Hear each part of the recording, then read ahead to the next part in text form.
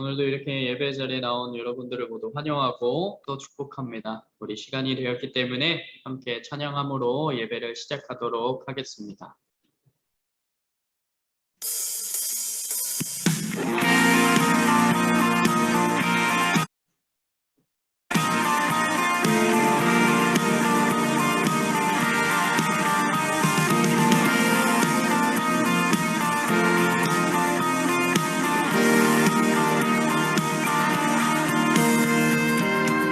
예수 열방의 소망, 예수 우리의 위로자, 주는 온 땅의 영원한 소망. 예수 어둠 속의 빛, 예수 변함없는 진리, 주는 온 땅에 빛이 되시네.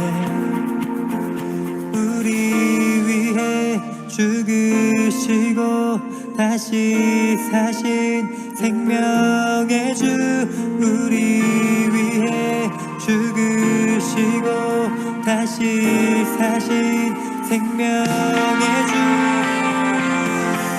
주님만이 소망이요 변함없는 반석이라, 주님만이 온 세상을 비추시네.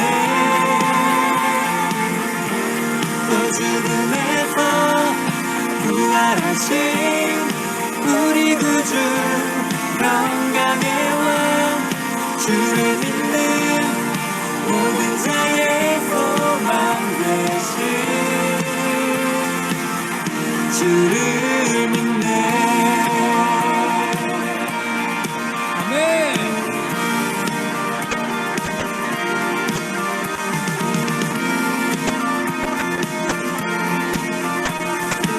다시 한번 고백합시다.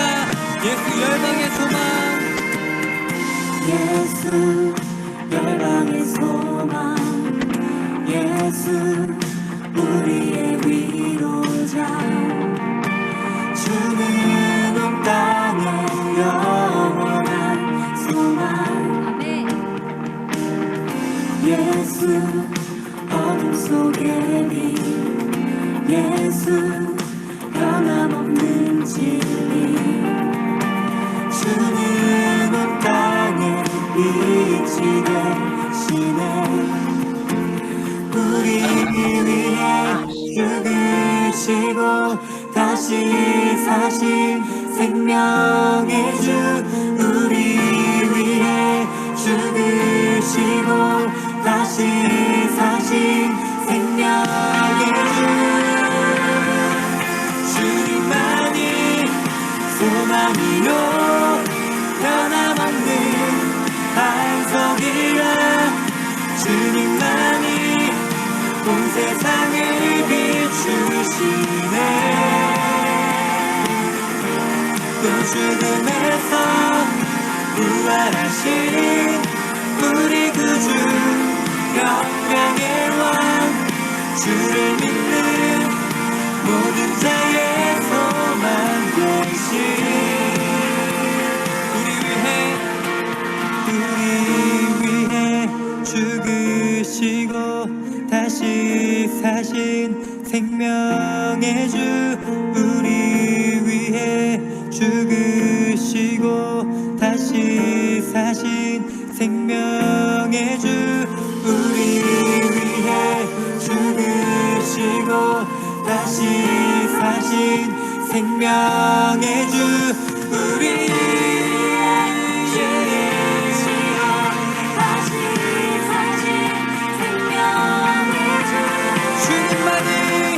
주님만이 소망이요 변함없는 반석이라, 주님만이 온 세상을 비추시네.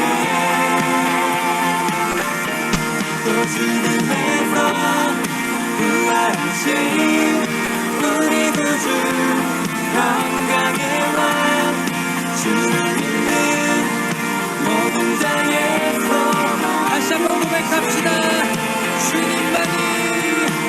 주님만이 소망이요 변함없는 반석이라 주님만이 온 세상을 비추시네 또 죽음에서 구하신 우리 구주 영광의 왕 주를 믿는 모든 자의 소망 되신 주를 믿네 주를 믿네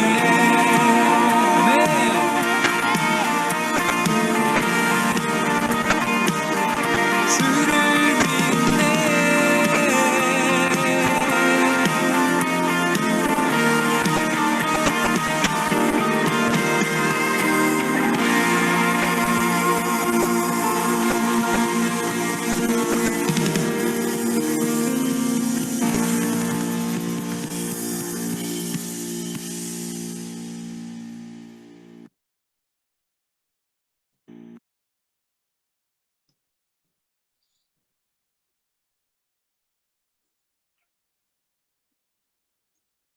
새로운 신경으로 우리 신앙을 고백합니다. 전능하사 천지를 만드신 하나님 아버지를 내가 믿사오며 그 외아들 우리 주 예수 그리스도를 믿사오니 이는 성령으로 잉태하사 동정녀 마리아에게 다시고 본디오 빌라도에게 고난을 받으사 십자가에 못 박혀 죽으시고 장사한 지 4일 만에 죽은 자 가운데서 다시 살아나시며 하늘에 오르사 전능하신 하나님 우편에 앉아 계시다가 저리로서 산자와 죽은 자를 심판하러 오시리라. 성령을 믿사오며 거룩한 공예와 성도가 서로 교통하는 것과 죄를 사하여 주시는 것과 몸이 다시 사는 것과 영원히 사는 것을 믿사옵나이다. 네. 기도하시겠습니다. 사랑해 주님, 오늘도 저희들 이렇게 예배 자리로 불러주심에 감사합니다. 비록 비대면으로 예배를 드리지만 예배를 사모하는 마음으로 이 자리에 나왔습니다. 코로나라는 어려운 상황 가운데 있지만 우리의 중심이 흔들리지 않길 원합니다. 우리를 붙잡아 주시고 우리 중등부가 이 시기를 통하여서 주님을 인격적으로 만나는 시간 되길 원합니다. 항상 우리의 마음을 지켜주시고 주님 안에 거하는 우리 중등부 될 수 있도록 붙잡아 주시옵소서. 오늘 예배를 위해 기도합니다. 말씀 전하시는 이승용 전도사님 먼저 성령 충만케 하시고 이 시간을 통하여서 주님의 말씀대로 살아가는 우리 중등부 될 수 있도록 함께하여 주시옵소서. 주님께서 이 모든 시간 주관하실 줄 믿습니다. 마치는 시간까지 함께하여 주시옵소서. 예수님의 이름으로 기도드렸습니다. 아멘.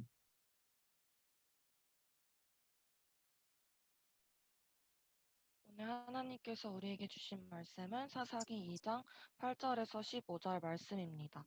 제가 한 번에 읽도록 하겠습니다. 여호와의 종 눈의 아들 여호수아가 110세에 죽음에 무리가 그의 기업의 경내 에브라임 산지 가하스산 북쪽 딥낫 헤레스에 장사하였고 그 세대의 사람도 다 조상들에게로 돌아갔고 그 후에 일어난 다른 세대는 여호와를 알지 못하며 여호와께서 이스라엘을 위하여 행하신 일도 알지 못하였더라.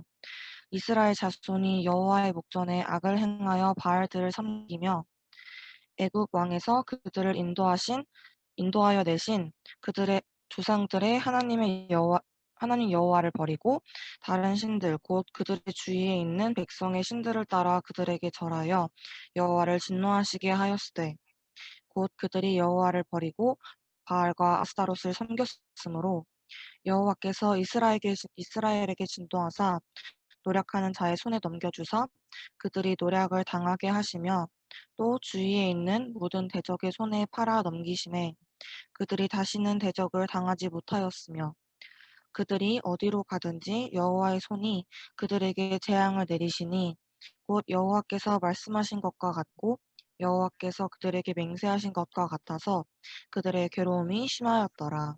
아멘. 아멘. 중등부 여러분 반갑습니다. 한 주간 잘 지냈나요? 요즘 어떻게 지내고 있는지 궁금한데 요즘은 또 올림픽을 하고 있어서 여러분이 TV로 보면서 응원을 하면서 보고 또 시간을 그렇게 돌림픽 보면서 보내고 있었는지도 모르겠네요. 전도사님도 모든 경기를 다 챙겨보지는 못하지만 이제 종종 경기를 보면서 응원도 하고 대화도 하면서 그렇게 시간을 보내고 있습니다. 코로나의 상황이 아직도 나아지고 있지 않은 상황이라 많이 염려도 되고 걱정도 되는데요. 우리 친구들도 건강 조심하고 같이 힘내서 끝까지 잘 이겨낼 수 있으면 좋겠습니다. 무엇보다 이렇게 비대면의 상황에서도 예배 자리를 잘 지키면서 함께 예배하고 함께 교제하는 그런 우리 중등부가 되었으면 좋겠어요. 빨리 대면의 자리에서 여러분을 만날 날을 위해서 기도하고 있습니다. 여러분도 예배와 우리 중등부 공동체가 회복될 수 있기를 위해서 함께 기도해 주었으면 좋겠어요. 오늘 본문 말씀이 조금은 길었는데요. 오늘 본문의 말씀을 가지고 사사기 실패의 역사라는 제목으로 이제 말씀을 살펴보려고 합니다. 우리가 지난주까지는 이제 여호수아의 말씀을 살펴보았어요. 그렇죠? 그래서 우리가 쭉 살펴봤죠. 창세기, 출애굽기, 레위기, 민수기, 신명기, 여호수아 이렇게 쭉 살펴봤어요. 그래서 오늘은 여호수아서를 끝맺고 이제 사사기라는 책으로 들어가는 단계입니다. 그래서 간단하게 이제 이 사사기라는 책을 좀 소개하도록 할게요. 사사기는 사사기 사사들의 기록 또는 사사들의 시대에 있었던 기록을 담고 있는 책이에요. 그렇다면 이 사사라는 단어는 무엇을 지칭하는 것일까요? 이제 사사라는 말은 일종의 재판관이라는 뜻이에요. 재판관. 그래서 이제 사사기를 다른 번역본 성경에서는 판관기라고 부르기도 합니다. 판관기. 재판하는 사람들의 이야기를 이제 담고 있는 책이다. 뭐 이런 뜻이죠. 그래서 이처럼 사사는 재판하는 사람이지만 사실 우리가 생각하는 그런 재판관들과는 조금 다른 모습을 가지고 있어요. 우리는 재판관이라고 하면 어떤 이미지가 떠오르나요? 뭔가 이렇게 잘 차려진 법관의 옷을 쫙 차려입고 이제 땅땅땅 죄를 판결하고 벌을 주는 어떤 그런 오늘날의 그 판사와 같은 이미지를 이제 떠올리죠.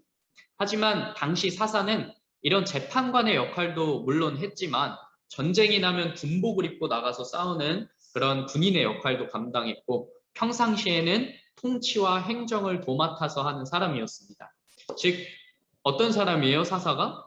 당시에 통치자를 의미하는 거예요. 지도자였다는 것이죠.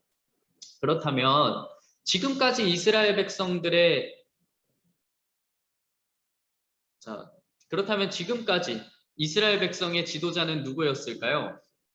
우리가 지금까지 살펴봤다. 바로 여호수아가 그 역할을 감당하고 있었어요. 그렇죠? 그런데 우리가 오늘 본문에서 살펴본 것처럼 지도자였던 여호수아가 이제 나이가 차서 죽게 되었어요. 이스라엘 백성이 이제 지도자를 잃은 것이죠. 처음 출애굽한 이스라엘 백성을 이끌었던 지도자는 누구였어요? 모세였죠. 모세. 그리고 그 모세가 죽은 뒤에 이스라엘 백성을 인도했던 지도자가 바로 오늘 본문에서 세상을 떠났다라고 이야기하고 있는 여호수아였습니다. 이 여호수아가 한 일이 무엇이었어요? 모세가 인도한 이스라엘 백성들을 이제 이끌고 가나안 땅에 들어와서 정복 전쟁을 끝마친 사람이었어요. 이제 정복 전쟁을 마치고 하나님이 약속하신 땅에 정착해서 이스라엘 백성들이 그 땅에 이제 뿌리를 내리게 된 거죠. 잘 정착을 이제 해야겠죠. 그리고 오늘 본문에서 이야기하고 있는 것처럼 여호수아가 110세에 죽게 됩니다. 즉 이스라엘 백성들 앞에 여호수아라는 그 큰 지도자가 이제 사라지게 된 거예요. 물론 중요한 것은 이스라엘 백성들에게 지도자가 없었던 것은 아니에요. 왜냐하면 진정한 지도자는 모세도 여호수아도 아니고 바로 누구셨기 때문에 하나님이셨기 때문이에요. 하나님이 이스라엘의 진정한 지도자이시고 통치자이시죠. 물론 여호수아가 그들을 인도했어요. 지금까지. 그는 하나님이 세우신 사람이었고 실제로 이스라엘 백성들을 잘 인도해서 전쟁에서 승리하게 했지만 실제로 이스라엘 백성들을 가나안 땅까지 인도하고 전쟁에서 승리하게 만드신 분은 바로 하나님이셨어요. 하나님이 도와주셨기 때문에 하나님의 손으로 그들 승리하게 하신 거죠. 그들에게는 여전히 이렇게 여호와 하나님이 함께 계셨음에도 불구하고 이스라엘 백성들은 여호수아가 죽고 난 뒤에 그 하나님을 어떻게 할까요? 떠나가게 됩니다. 이스라엘 백성들은 하나님을 떠나게 돼요. 그 말씀이 오늘 본문 12절에 잘 나타나 있었는데요. 우리가 그 구절을 한번 잘 봅시다. 자, 여기 12절에 쓰여 있죠. 애굽 땅에서 그들을 인도하여 내신 그들의 조상들의 하나님 여호와라고 쓰여 있어요. 여기서 애굽에서 그들을 인도해낸 분이 바로 모세가 아니라 하나님이라고 이야기하고 있죠. 이스라엘 백성의 진정한 지도자, 진정한 통치자는 이처럼 언제나 하나님이셨어요. 그리고 우리가 그 뒤에 구절을 한번 잘 봅시다. 그 뒤에 구절에 뭐라고 이야기하고 있어요? 그 하나님 여호와를 버리고, 이스라엘 백성들이 버리고 다른 신들, 곧 그들의 주위에 있는 백성들의 신들을 따라 그들에게 절하여 여호와를 진노하게 하였으되 라고 쓰여 있습니다. 이게 무슨 말일까요? 그 하나님을 이스라엘 백성들이 버렸다는 거예요. 버렸다라고 성경에서 이야기하고 있죠. 여호와 하나님을 버리고 다른 신들을 섬겼어요. 그리고 그들의 주위에 있는 백성들, 이 표현을 잘 보세요. 그들 주위에 있는 백성들의 신, 바로 이방 민족들을 이야기하는 겁니다. 그들 주위에 있었던 그 이방 민족들이 섬기던 신을 따라 섬겼다라고 오늘 성경 본문에서는 그렇게 이야기를 하고 있습니다. 여호수아가 살아있는 동안에는 이스라엘 백성들이 하나님을 잘 섬겼지만 이제 그들을 인도했던 여호수아가 사라지고 나서 이스라엘 백성들은 하나님을 떠나게 되었어요. 그래서 이스라엘 백성들은 큰 위기를 마주하게 됩니다. 막 전쟁이 일어나게 되고 그 전쟁에서 패배하고 식민 통치를 받게 되는 등 여러 가지 어려움을 마주하게 돼요. 그 상황 속에서, 이렇게 어려운 상황 속에서 이스라엘 백성들을 구원하기 위해서 하나님께서 특별한 사람을 선택하셔서 일하셨는데 이 특별히 택한 사람을 성경에서는 사사라고 이야기하고 있습니다. 즉 사사기에는 하나님을 떠난 이스라엘 백성들이 이방 민족들에게 식민 통치를 받으면서 고통을 받을 때 하나님이 사사를 보내서 그들을 구원하시는 내용들이 계속해서 반복이 돼요. 자, 사사기의 역사가 약 200년에서 한 400년 정도 된다고 보는데요. 그 기간 동안 등장한 사사들의 수가 몇 명이었을까요? 한 12명 정도 됩니다. 이게 무슨 말일까요? 짧게는 200년, 길게는 400년 동안 12명의 사사를 통해서 하나님이 이스라엘 백성을 구원하시는 역사를 담고 있는 책이 바로 이 사사기라는 책이에요. 그런데 문제는 사사가 지금 몇 명이에요? 한 명이 아니라 12명이나 등장했다는 것은 무슨 의미일까요? 하나님이 이스라엘 백성을 구원하시면서 하나님이 이스라엘을 구원하시면 이스라엘은 다시 하나님을 떠나고 하나님이 또다시 사사를 보내서 이스라엘 백성을 구원하시면 이스라엘은 또다시 하나님을 떠나는 역사가 끊임없이 반복이 되었다는 겁니다. 따라서 엄밀히 이야기하면 사사기는 실패한 역사를 기록한 책이에요. 이 실패는 하나님의 실패를 이야기하는 게 아니에요. 바로 우리 인간들, 우리 사람들의 실패를 담고 있는 역사를 기록한 책입니다. 그게 사사기예요. 우리 인간이 얼마나 악하고 연약한 존재이며 하나님을 떠나 사는 것이 얼마나 어려운 가운데 사는 것인지 보여주는 책이 바로 사사기입니다. 사사기는 이런 내용을 담고 있는 책이에요. 그래서 오늘 본문, 오늘 15절까지 읽었는데요. 그 뒤에 나오는 구절을 함께 보면 이렇게 이야기하고 있어요. 이게 한 4절 정도 되는 조금은 긴 구절이지만 사사기 전체를 아우르는 아주 중요한 내용이 담긴 문단이기 때문에 우리가 이 내용을 세번역 성경으로 한번 같이 읽어보았으면 좋겠습니다. 여러분들 화면에 이제 말씀이 보이니까 함께 눈으로 따라오면서 읽었으면 좋겠어요. 제가 읽어드릴게요. 그 뒤에 주님께서는 사사들을 일으키셔서 이제 이스라엘 백성들이 이제 괴로움을 당할 때 그 뒤에 주님께서는 사사들을 일으키셔서 그들을 약탈자의 손에서 구하여 주셨다. 그러나 그들은 사사들의 말도 듣지 않고 오히려 음란하게 다른 신들을 섬기며 경배하였다. 그들은 자기 조상이 주님의 명령에 순종하며 걸어온 길에서 빠르게 떠나갔다. 그들은 조상처럼 살지 않았다. 그러나 주님께서는 그들을 돌보시려고 사사를 세우실 때마다 그 사사와 함께 계셔서 그 사사가 살아있는 동안에는 그들을 원수들의 손에서 구하여 주셨다. 주님께서 원수들에게 억눌려 괴로움을 당하는 그들의 신음소리를 들으시고 그들을 불쌍히 여기셨기 때문이다. 그러나 사사가 죽으면 어떻게 해요? 백성은 다시 돌아서서 그들의 조상보다 더 타락하여 다른 신들을 따르고 섬기며 그들에게 경배하였다. 그들은 악한 행위와 그 완악한 행실을 버리지 않았다. 아멘. 지금 이렇게 이야기하고 있는 거예요. 어떤 거 같아요? 오늘 말씀 이렇게 좀 보니까 사사기의 전체 흐름이 이 네 구절에 담겨 있어요. 하나님은 사사들을 보내서 이스라엘 백성들을 구하셨지만 이스라엘은 끊임없이 하나님을 떠나는 삶을 사는 거예요. 더 타락하고 더 음란한 그런 다른 신을 섬기는 일들을 반복하는 거예요. 끊임없이 죄와의 싸움에서 패배하는 역사를 지금 살고 있는 겁니다. 실패한 역사, 패배한 역사예요. 오늘의 제목이 그래서 뭐였어요? 사사기 실패한 역사였죠. 바로 이런 내용을 담고 있는 거예요. 사사기는 인간들, 사람들, 바로 우리들이 하나님을 떠나면 어떤 실패의 길을 걷게 되는지 잘 보여주는 책입니다.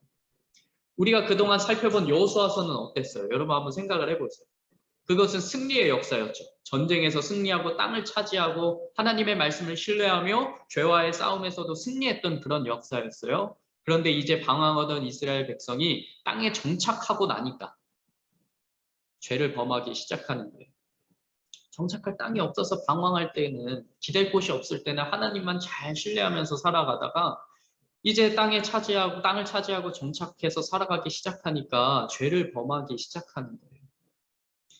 이러한 모습들이 우리의 삶 가운데서도 있습니다. 여러분의 삶 가운데도 있지 않은지 한번 생각을 해봤으면 좋겠어요. 마음이 급하고 되는 일이 없을 때는 간절히 하나님을 찾다가도 정작 일이 해결되고 일이 잘 풀릴 때는 하나님을 찾지 않죠. 전도사님이 학생 때 가장 많이 기도했던 시기 중에 하나가 바로 시험 기간이었습니다.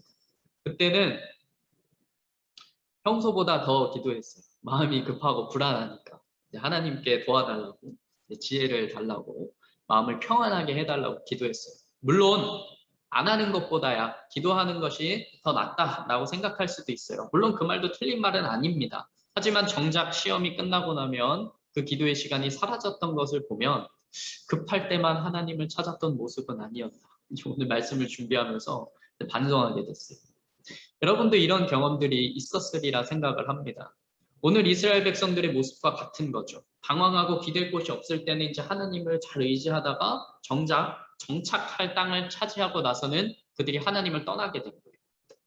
그래서 오늘 바라기는 저와 여러분이 어떤 상황에서든지 늘 하나님을 기억하고 또 기도하기를 힘쓰는 우리가 되었으면 좋겠습니다. 물론 여러분들 가운데는 그렇게 기도하기를 힘쓰는 친구들이 있을 거예요. 어떤 상황에서든지 어떤 자리에서든지 그렇게 기도하기를 힘쓰는 여러분들의 그런 노력은 절대로 헛된 것이 아닙니다. 하나님께서 그 기도를 다 들으시고 때가 되어 열매 맺게 하실 거예요. 이런 축복의 열매를 오늘 이 자리에 나온 우리 모두가 다 같이 맺어갈 수 있기를 주님의 이름으로 소망합니다. 자, 그런데 이스라엘 백성들이 당시 이방신을 섬기게 된 이유가 있어요. 아무 이유 없이 그냥 주변에서 이방신 섬기니까 한번 따라 섬겨볼까? 이렇게 한 게 아니었단 말이에요.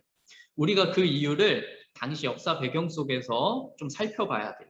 당시 그들의 문화적, 지리적 그런 배경 속에서 살펴보면 어쩌면 이스라엘 백성들은 그렇게 이방신을 섬기는 것이 굉장히 합리적이고 합당하다라고 생각했을지도 몰라요. 왜 그랬을까요? 우리가 이스라엘 백성들의 상황을 우리가 한번 생각해 봅시다. 자, 이스라엘 백성들은 땅에 정착을 했어요. 그렇죠? 그럼 이제 뭘 해야 돼요? 농사를 지어서 그 땅의 소산물을 먹어야 돼요. 그래서 이스라엘 백성들이 농사를 지어서 그 땅의 소산물을 딱 먹게 되었을 때 이제 하나님께서 매일같이 하늘에서 내려주시던 양식인 만나가 그치게 되었어요. 원래는 이스라엘 백성들에게 매일같이 안식일을 제외하고 매일같이 만나를 하나님께서 하늘에서 양식을 내려주셨는데 이제 땅에서 경작해서 소산을 먹게 되니까 그렇게 땅을 경작해서 먹고 있을 환경이 되고 나서 이제 만나가 그치게 됩니다. 그런데 생각을 한번 해보세요, 여러분. 이스라엘 백성들이 농사를 제대로 지어본 적이 있었을까요? 농사에 대한 지식이 있었을까요? 전혀 없었어요. 애굽에서 농사를 지었을 수도 있지 않을까라고 생각할지도 모르지만 지금 가나안 땅에 정착한 이스라엘 백성들은 애굽에서 오랫동안 살았던 그 세대가 아니에요. 그 세대는 이미 죽었죠. 그들의 자손 세대가 지금 가나안 땅에 정착한 거예요. 이들은 그들의 인생 대부분을 광야라는 그 척박한 땅을 방황하면서 살았고 그들의 양식은 하나님이 하늘에서 내려주셨죠. 그러다가 이제 약속의 땅을 정착하게 되었고 갑작스럽게 농경 생활을 하게 된 거예요. 그런데 그들에게 농업 기술이 있겠어요? 뭐 그 땅의 토지에 대한 지식이 있겠어요? 뭐가 있겠어요? 아무것도 없는 거예요. 그러니까 그들이 어떻게 했을까요? 당시 이 땅에 살고 있었던 내 주변의 민족들, 이방 민족들의 방식을 쉽게 답습하게 됩니다. 당시 가나안 이방 민족들이 농경 생활을 하면서 가장 중요하게 여겼던 것이 있었는데요. 그게 바로 바알과 아스다롯이라는 우상을 섬기는 것이었어요. 그들이 섬기는 이 바알과 아스다롯이 바로 농업과 풍요의 신을 상징했거든요. 자, 오늘날은 농업에 과학이라는 분야를 무시할 수 없는 것처럼 과학이라는 분야 무시할 수 없죠. 당시에는 이러한 우상 숭배가 매우 현실적이고 실용적인 분야로 받아들여졌어요.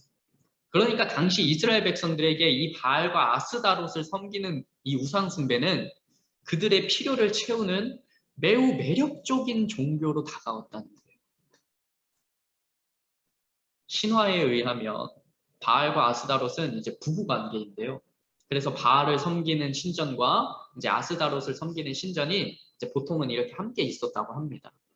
그리고 이들을 숭배할 때는 특히 그 성적인 타락이 매우 심했는데요. 성적인 음란함이 이들의 신을 섬기는 행위라고 생각을 했기 때문입니다. 이처럼 쾌락을 쫓고 그들의 욕심을 채우는 이런 타락한 우상 숭배의 문화가 이스라엘 백성들에게 이제 그대로 흘러들어오게 된 거예요. 그러니까 처음 땅에 정착해서 농경 생활을 하려니 막막하고 그동안 이 땅에 살고 있던 이방 민족들이 어떻게 하나 봤더니 이방 민족들이 하던 행동을 그대로 따라하기 시작한 겁니다. 농업의 신이라고 불리는 바알과 풍요의 신이라고 불리는 그 아스다롯을 섬기기 시작한 거예요. 그렇게 우상 숭배가 자연스럽게 들어와요. 그들은 그들이 정착한 땅에 잘 적응하기 위해서 그리고 그들의 쾌락과 필요를 채우기 위해서 이러한 타락한 이방 문화를 받아들인 거예요. 얼마나 매력적으로 다가왔겠어요, 이스라엘 백성들에게.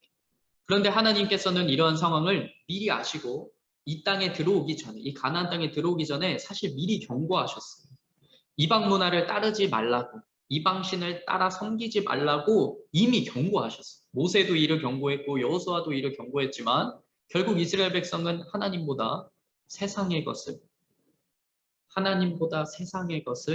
더 매력적인 것으로 느낀 거예요. 그런데 오늘날 우리에게도 이처럼 때때로 하나님의 말씀보다 세상의 것이 더 매력적으로 느껴질 때가 참 많이 있습니다. 사실 때때로 그런 게 아니라 어쩌면 자주 그렇다라고 이야기할 수 있죠. 그리고 심지어 하나님의 말씀보다 세상의 것이 더 유용하다라고 느껴질 때도 있어요. 뭔가 하나님의 말씀은 꽉 막히고 유용하지 않은 것 같지만 바알과 아스다롯, 지금 당장 농경 생활을 해야 되는 그 이스라엘 백성들이 바라봤던 그 바알과 아스다롯과 같이 그런 세상의 문화는 우리 삶에 더 필요하다라고 느낄 때가 있습니다. 여러분들은 그런 경험 없어요? 우리가 성경의 말씀대로 그리스도의 가르침대로 하나님의 말씀대로 살아가야 하는데 세상의 것을 더 쉽게 택하고 자기 자신의 필요를 채우고 세상 문화와 타협하며 살아가는 모습이 우리 모두에게 있을 거예요. 하나님 말씀보다 세상의 것이 더 매력적이다 이렇게 느껴질 때가 있습니다. 예를 들면 성경에서는 분명히 거짓말하지 말 것, 성적인 음란함에 빠지지 말 것, 부모를 공경하고 내 이웃을 사랑할 것을 명령하고 있지만 우리들의 삶을 돌아보면 또 한 주간의 삶을 돌아보면 그렇게 살지 못한 때가 훨씬 더 많죠. 하나님 앞에서 내가 얼마나 떳떳하게 살았는지 생각해 보았으면 좋겠습니다. 우리는 이스라엘 백성처럼 이렇게 세상의 것을 더 매력적으로 느끼며 살아갈 때가 많은 거예요. 하나님보다 내 필요를 더 중시하며 나 자기 자신을 생각할 때가 더 많다는 거예요. 오늘 이 시간 이렇게 예배의 자리를 지키기 위해서 여러분이 이 자리에 온 것은 세상의 것보다 하나님을 더 중시하기 때문에 이 자리에 온 것이라고 저는 생각합니다. 물론 아직 그 믿음이 없는 친구들도 있을 거예요. 하지만 그런 친구들도 이 예배의 자리를 계속해서 지키면서 하나님의 말씀을 받아들이게 된다면 때가 되어 하나님이 그 은혜를 경험시켜 주시리라 믿고 있고 그렇게 기도하고 있습니다. 본문으로 돌아와서 하나님보다 그렇게 세상의 것을 매력적으로 느끼면서 우상 숭배를 하면서 살았던 이스라엘 백성들이 어떻게 되었는지를 함께 살펴봅시다. 지금 이렇게 살고 있는 이스라엘 백성들 앞에 기다리고 있는 것은 무엇이었을까요? 그들을 기다리고 있는 것은 재앙뿐이었어요. 오늘 성경에서 그렇게 이야기하고 있죠? 우리가 사사기 2장 15절의 말씀을 한번 같이 보겠습니다. 그들이 싸우러 나갈 때마다 주님께서 그들에게 말씀하시고 맹세하신 대로 주님께서 손으로 그들을 쳐서 재앙을 내리셨으므로 그들은 무척 괴로웠다. 오늘 성경에서 하나님께서 이스라엘 백성들에게 재앙을 내리신 것처럼 쓰여 있지만 하나님이 이스라엘 백성들에게 재앙을 내리신 것처럼 쓰여 있지만 사실 잘 생각해 보면 이스라엘 백성들은 스스로 그 재앙 가운데로 걸어 들어간 거예요. 성경이 뭐라고 얘기하고 있어요? 하나님이 말씀하시고 맹세하신 대로 재앙이 내려진 거예요. 하나님 미리 경고하셨어요. 그렇게 살지 말아라. 그러면 이렇게 될 거니까 하지 말아라라고 하셨는데도 불구하고 그곳으로 이스라엘 백성들이 걸어 들어간 겁니다. 예를 들어서 하나님께서 물고기에게 절대로 물 밖에 나와서면 안 된다라고 말씀을 하셨다고 우리가 생각을 해봅시다. 그런데 물고기가 물 밖에 나왔어요. 물속에 살기 싫어서 물 밖으로 나왔어요. 그럼 어떻게 될까요? 당연히 죽게 되는 거겠죠. 물 밖은 너희가 살 수 있는 환경이 아니니까 나오면 죽을 거야. 나오지 마 라고 하셨는데 물고기가 나와서 죽게 된 거예요. 하나님 말씀대로 죽음이라는 재앙이 내려진 거죠. 마찬가지입니다. 이스라엘 백성들에게 너희는 하나님의 백성들이기 때문에 이방 민족의 문화 속으로 들어가지 말아라. 그것은 죽음으로 가는 길이야 라고 명령을 하신 거예요. 이방 민족의 문화 속에 들어가는 것은 물고기가 스스로 물 밖으로 나와 죽음을 향해 가는 것처럼 너희 스스로 재앙 속으로 걸어 들어가는 것이나 마찬가지다라고 이야기하는 겁니다. 우리가 설교 본문으로도 살펴봤던 쉐마 이스라엘 혹시 기억하고 있나요? 신명기 6장에서 나왔던 그 쉐마 이스라엘의 본문이 있었는데 그 본문에서도 모세가 이야기하고 있어요. 이방신들을 따라 섬기지 말라고. 신명기 6장 14절입니다. 당신들은 당신들 가까이 있는 백성. 아까 우리가 사사기 본문에서 봤죠. 제가 이거 주목해서 보라고 했던 그 주변에 있는 백성들의 신을 따라 섬겼다라고 얘기하고 있잖아요. 근데 오늘 신명기서 6장 14절에서도 이야기하고 있는 거예요. 당신들 가까이에 있는 백성이 섬기는 신들 가운데 그 어떤 신도 따라가서는 안 됩니다 라고 이야기하고 있잖아요. 이방 민족의 신을 따라 섬기면 안 된다. 그리고 그 뒤에 구절에는 뭐라고 쓰여있냐면 이방 신들을 따라가면 하나님의 분노가 임해서 너희가 땅에서 멸해질 것이야 라고 이야기하고 있습니다. 그러니까 하나님은 모세를 통해서 이미 경고하셨어요. 미리 경고하셨어요. 야, 너희가 하나님의 백성들인데 물고기가 물을 떠나 살 수 없듯이 하나님의 백성은 하나님을 떠나서 살 수 없는 거야. 이방 민족의 신들을 섬기면 안 된다라고 경고하셨는데 그럼에도 불구하고 분명히 말씀하셨는데도 불구하고 이스라엘 백성들이 이를 따라 살지 않은 거죠. 오늘의 말씀을 맺습니다. 우리들의 삶도 이와 다르지 않아요. 하나님이 이미 경고하셨는데 그 경고를 이스라엘 백성들이 듣지 않았던 것처럼 성경에는 분명히 하나님의 말씀이 수없이 많이 쓰여 있습니다. 우리는 성경의 말씀을 그런데 잊고 살 때가 참 많이 있죠. 여러분, 성경은 단순히 이야기책이 아닙니다. 살아계신 하나님의 말씀이에요. 성경의 말씀대로 모든 것이 이루어졌고 지금 이루어지고 있고 앞으로 이루어질 겁니다. 하지만 이런 하나님의 말씀보다 세상의 것을 더 매력적으로 느끼며 살았던 이스라엘 백성들이 결국 어떤 결말을 맞게 되었는지 우리가 생각해 보았으면 좋겠어요. 하나님의 말씀보다 세상의 것을 매력적으로 느끼는 것은 스스로 재앙 속으로 걸어 들어가는 것이에요. 우리는 모두 하나님의 백성입니다. 하나님의 백성은 하나님을 떠나 살 수 없는 거예요. 근데 우리는 끊임없이 세상의 것을 더 매력적으로 느끼면서 하나님을 떠나서 스스로 재앙 속으로 걸어 들어가는 삶을 살 때가 얼마나 많은지 한번 여러분들의 삶을 돌아보았으면 좋겠습니다. 우리 사랑하는 중등부 여러분, 저와 여러분은 세상의 것보다 하나님의 말씀을 더 매력적으로 느끼는 사람들이 다 되었으면 좋겠습니다. 그래서 하나님의 말씀을 온전히 신뢰하고 이 예배의 자리, 오늘과 같은 이 예배의 자리를 온전히 지키면서 하나님의 말씀을 듣고 기도하며 순종하는 그런 하나님의 백성이 다 될 수 있기를 주님의 이름으로 축복하고 또 축복합니다. 하나님이 여러분을 떠나지 않으세요. 여러분이 하나님을 떠나지 않는 것처럼 하나님이 여러분을 떠나지 않는 것처럼 그렇게 하나님의 백성으로서 하나님 안에서 은혜를 충만하게 누리면서 살아가는 저와 여러분들이 다 될 수 있기를 주님의 이름으로 축복합니다. 우리 잠시 함께 기도하겠습니다. 사랑하는 주님, 감사합니다. 오늘도 이렇게 예배의 자리를 우리에게 허락하여 주시고 세상의 것을 따라 사는 것이 아니라 하나님을 나의 삶의 중심에 두고 살아갈 수 있도록 오늘 한 주를 그렇게 시작할 수 있도록 주님께서 은혜를 베풀어 주심에 주님 감사합니다. 주님, 우리가 하나님의 말씀보다 세상의 것을 매력적으로 느끼면서 살아가는 것이 아니라 정말 그 하나님의 말씀을 내 삶의 가장 매력적인 것으로 삼으며 나의 삶의 중심에 하나님의 말씀을 두며 살아갈 수 있도록 주님께서 언제나 나와 함께하여 주세요. 감사드리며 우리 주 예수님의 이름으로 간절히 기도합니다. 아멘.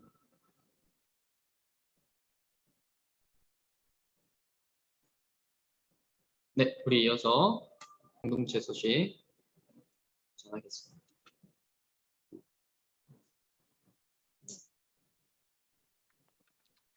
공동체 소식 전달해 드리도록 하겠습니다. 예배 안내입니다. 정부의 거리두기 지침에 따라서 모든 예배를 비대면으로 드립니다. 모두 건강 조심하시고 예배를 위해서, 예배 회복을 위해서 중등부 모두가 함께 기도해 주셨으면 좋겠습니다. 이상입니다. 네, 오늘은 공동체 소식이 특별한 소식은 없었지만 우리가 이렇게 예배 자리를 지키는 일이 얼마나 감사한지를 또 기억하면서 다시 대면할 때를 기다리면서 또 기대하면서 같이 기도하는 우리 중등부가 다 되었으면 좋겠습니다. 우리 그러면 다 같이 주기도문함으로 오늘 모든 예배의 순서를 마치도록 하겠습니다.